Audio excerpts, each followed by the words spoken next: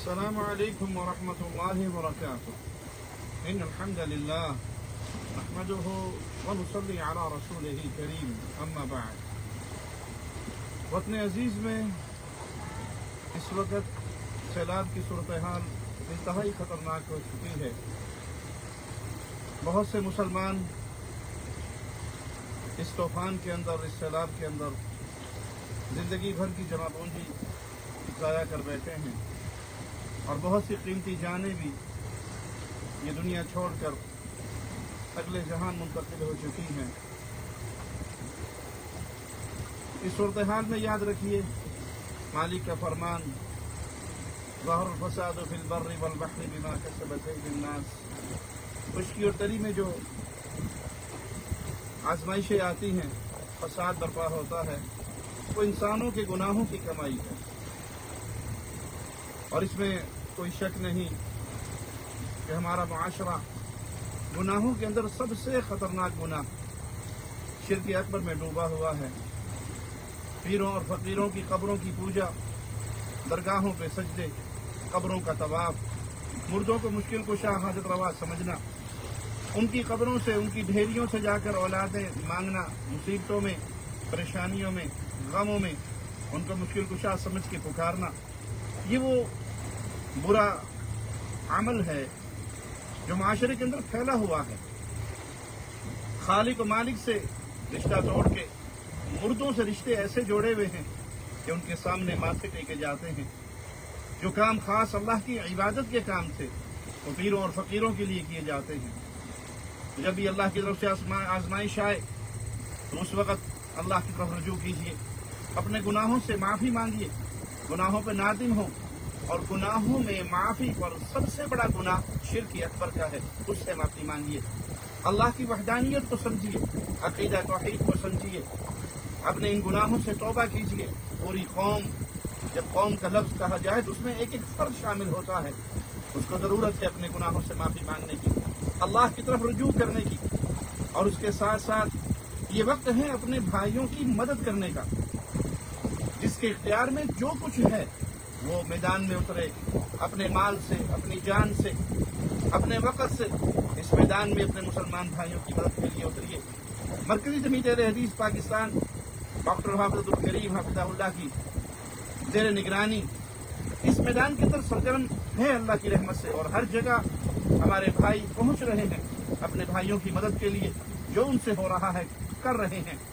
جو خود میدان میں نہیں اتر سکتے وہ مرکزی جمعیت اہل حدیث پاکستان کے دست و بازو بنے، اپنے مال کے ساتھ اور جو اللہ نے استطاعت دی ہے اس کے ساتھ، اور اپنے بھائیوں کی مدد کریں۔ یہ آزمائش کی گھڑی ہے، پریشانی کی گھڑی ہے، اس میں ایک دوسرے کی مدد کیجیے۔ کچھ لوگوں کو مال مل رہا ہے، کچھ جانور مل رہے ہیں، تو امانت کے طور پہ ان کو سنبھال کے رکھیے۔ اگر کوئی آپ سے مانگنے آئے اس کی نشانیاں بتائیں تو اس کی امانت ان کو واپس لوٹا دیجیے۔ اللہ ہمارے گناہوں کو معاف فرما دے، اللہ ہماری خطاؤں کو معاف فرما دے، اللہ ہماری سیاہکاریوں کو معاف فرما دے۔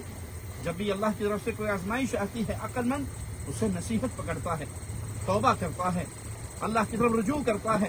دیکھیے سیلاب کی صورتحال انتہائی خطرناک ہے۔ لوگ دریاؤں کے کناروں پر کھڑے ہو کر دیکھ رہے ہیں کہ طغیانی کتنی ہے، لیکن اے مسلمان اپنے گریبان میں جھانک کر دیکھیے، کیا اس اتنی بڑی آزمائش کی گھڑی میں ہمارا اللہ سے رشتہ جڑا ہے یا اور کمزور ہو گیا ہے؟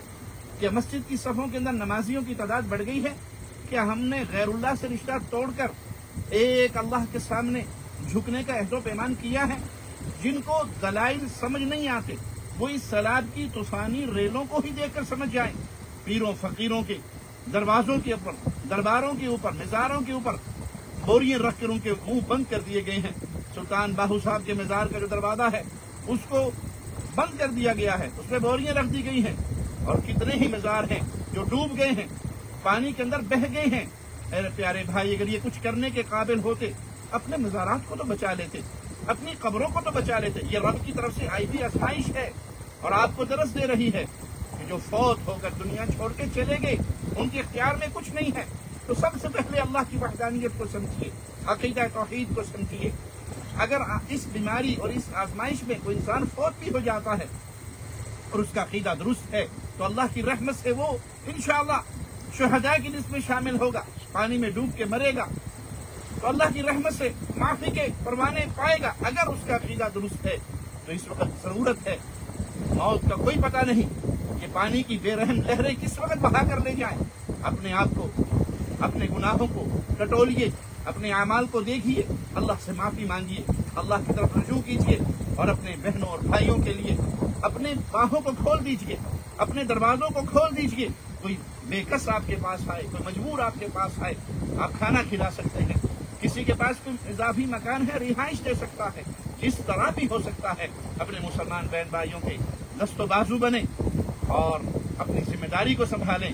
اللہ سے دعا ہے اللہ ہماری خطاؤں کو معاف فرما دے، اللہ ہماری سیاہکاریوں کو معاف فرما دے، اللہ ہمیں زندہ رکھے ایمان کی بہترین حالت میں. اللہ ہمیں توحید کا فہم عطا فرمائے، اس توحید کی دعوت دینے والا بنائے اور اس توحید کے عقیدے پہ ہمیشہ قائم رکھے. موت آئے تو اس حال میں ہماری زبان آخری لمحے میں بھی ہل کر یہی جملے کہہ رہی ہو، لا الہ الا اللہ محمد الرسول اللہ. یہ گواہی، یہ ایمان کے جملے ہماری زبان سے نکلے اور ہماری روح اللہ کی جنتوں کی طرف روانہ ہو جائے. اقول قولی ھذا واستغفر اللہ لی ولکم ولسائر المسلمین.